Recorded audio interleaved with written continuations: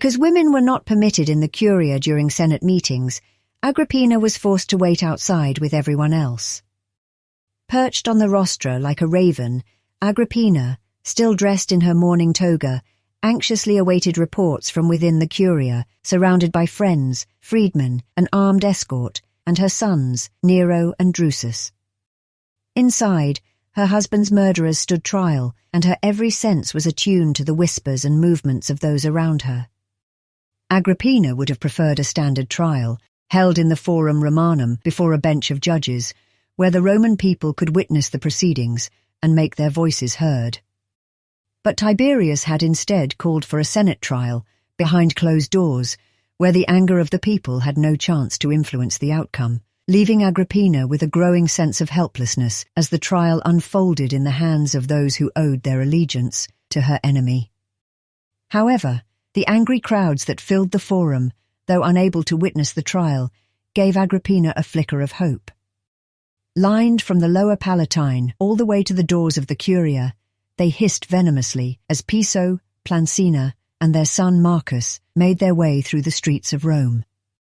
The family even had to be shielded by the Praetorian Guard from an onslaught of thrown garbage and dung. But the people's fury was unmistakable. But what exactly was happening inside the Curia? Hours dragged on, and still her ally, the senator Titus Sabinus, had not emerged to report on the proceedings. Every minute stretched into an eternity, and Agrippina's anxiety grew with each passing moment. Finally, after what seemed like an eternity, the doors to the Curia creaked open. A few senators trickled out, quickly scattering into the crowd to spread word of the trial's developments. Then, at last, Agrippina caught sight of Titus Sabinus emerging from the mass of bodies.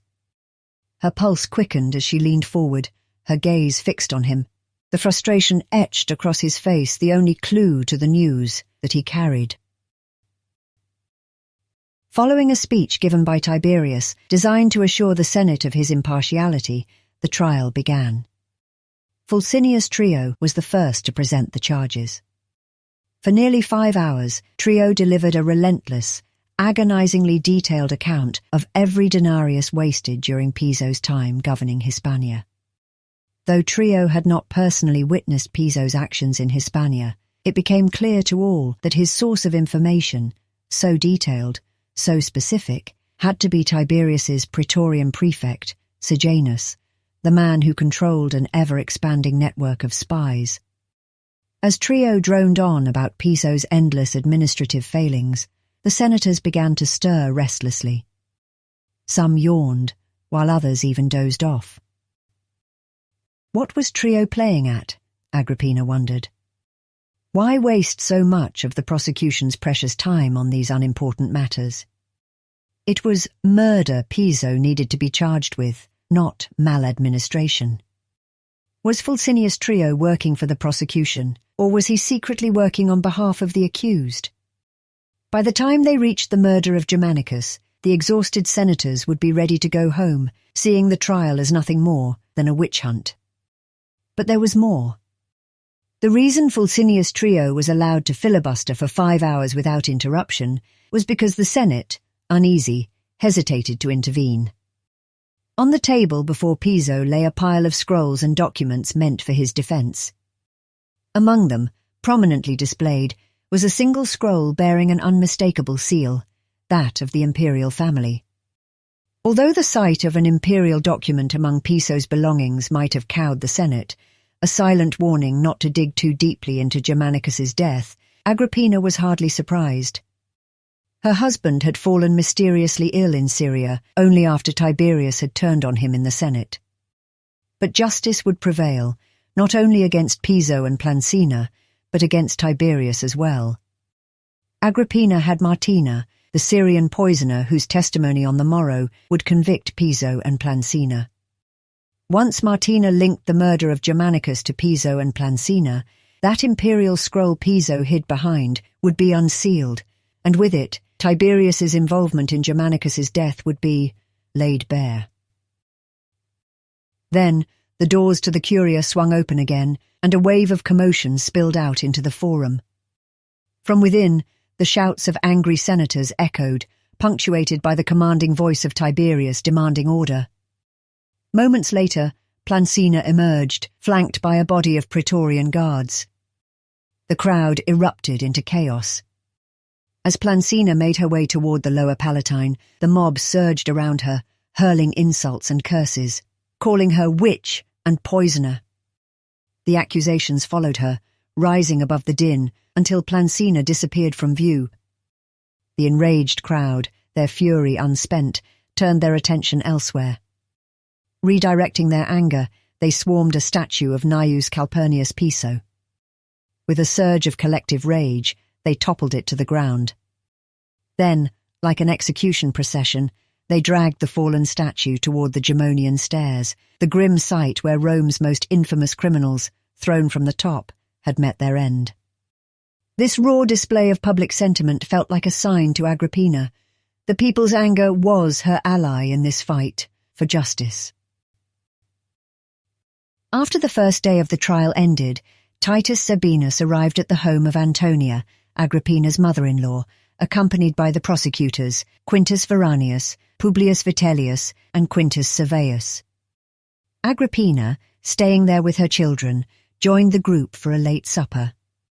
Flanked by her sons, Nero and Drusus, she listened intently as the four men recounted the day's proceedings in meticulous detail, the weight of each revelation deepening the resolve etched on her face.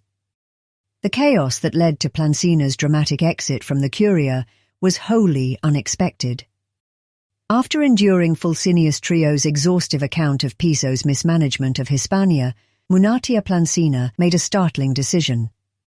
She requested that her trial be conducted separately from her husband's. The reaction was immediate, and none were more shocked than Piso himself. The look on his face said it all. Gnaeus Calpurnius Piso had been publicly abandoned by his own wife.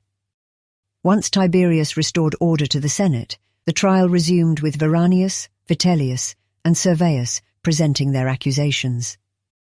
Their list of charges painted a damning picture. Piso had disobeyed a direct order from Germanicus, who had commanded Syria's legions be sent into Armenia.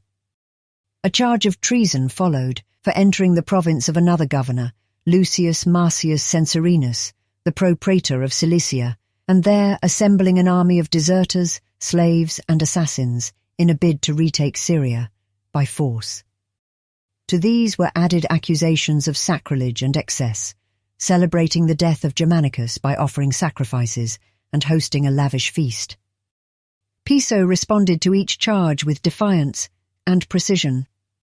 On the accusation of treason, he argued that his actions had been in service of Rome's interests, maintaining stability in the East, as directed by the Senate. The death of Germanicus, Piso contended, had left a power vacuum which Gaius Sentius Saturninus was only too eager to exploit. Piso had dispatched his eldest son, Gnaeus, to Rome to inform Tiberius personally of his intention to stop Saturninus from completing Germanicus's unrealized agenda, rebuilding the Eastern Empire begun by Germanicus's grandfather, Marcus Antonius, and his wife, Queen Cleopatra. Why else, Piso asked, would Germanicus have entered Egypt, a kingdom nostalgic for his grandfather, whom Germanicus imitated while there?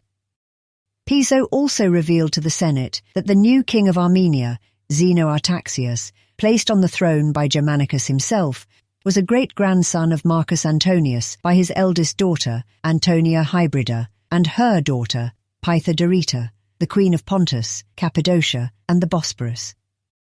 Not only was Armenia's king Artaxius a cousin of Germanicus, but so too was the queen of Thrace, Antonia Tryphena, another great-grandchild of Marcus Antonius. And how many of Judea's royal Herods owed their patronage to the family of Germanicus, with whom they had grown up?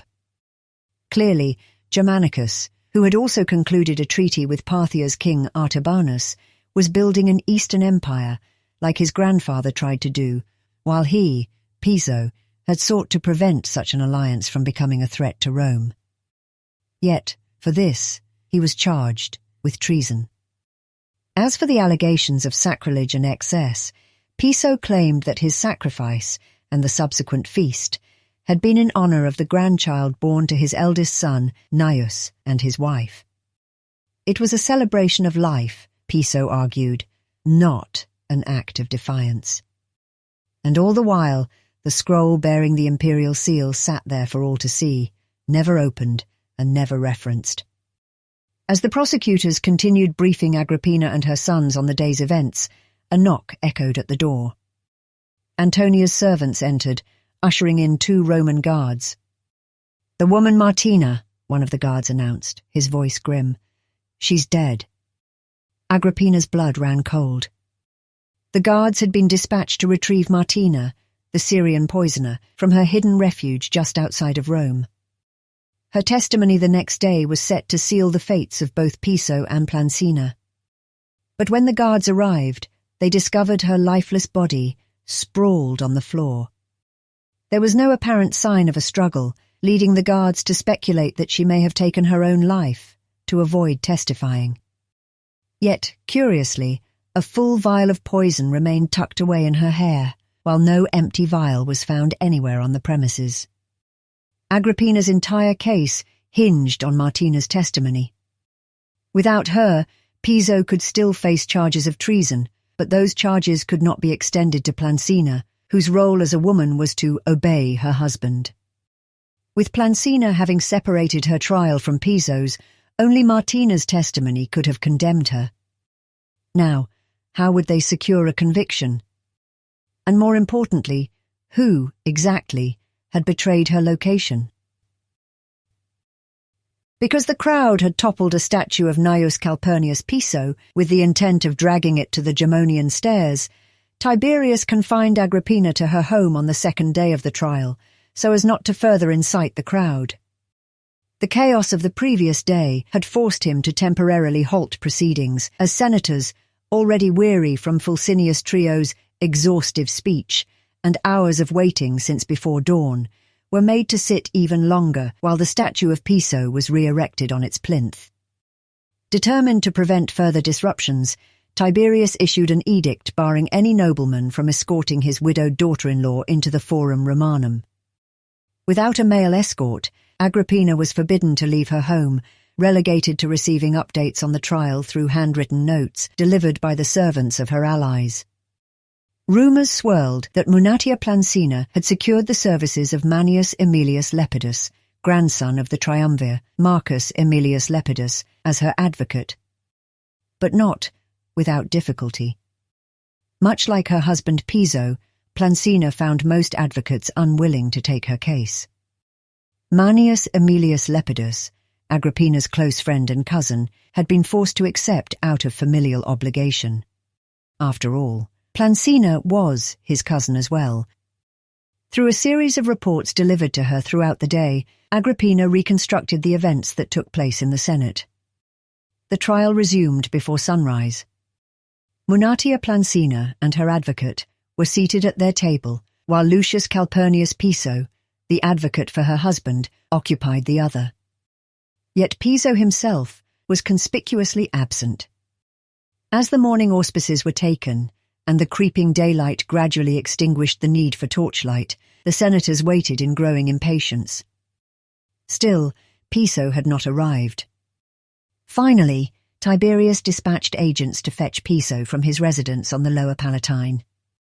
After a tense interval, the agents returned, bearing a note.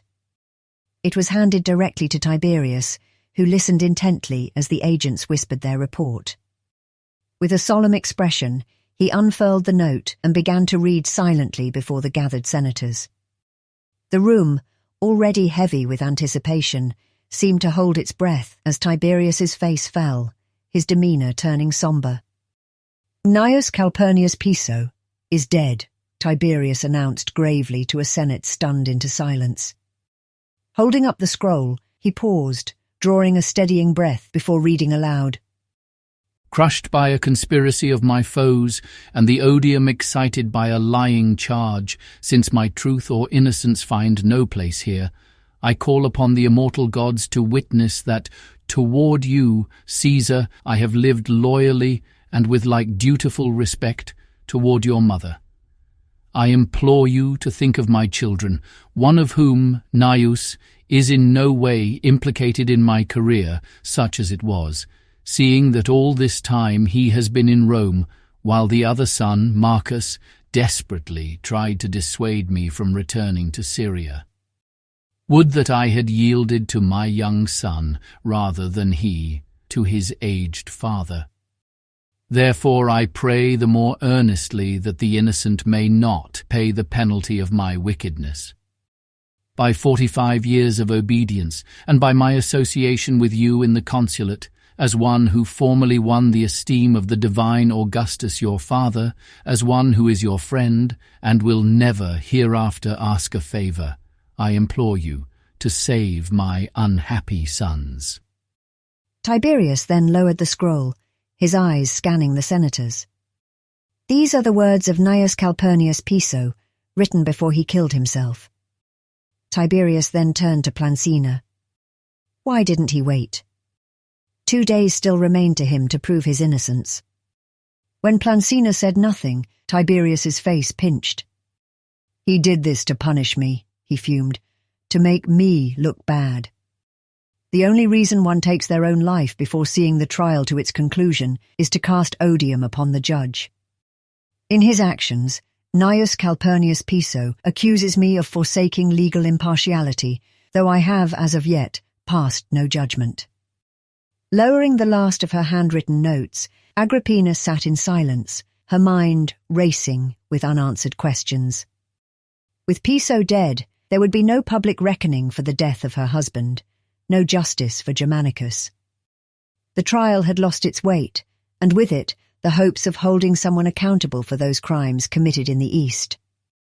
Worse yet, without Martina, how could the case against Plancina proceed? After detaching her trial from her husband's, would she now walk free? But there was something else that gnawed at Agrippina's thoughts, something even more pressing. What of the scroll with the imperial seal? Would it ever be opened to reveal Tiberius's role in her husband's death?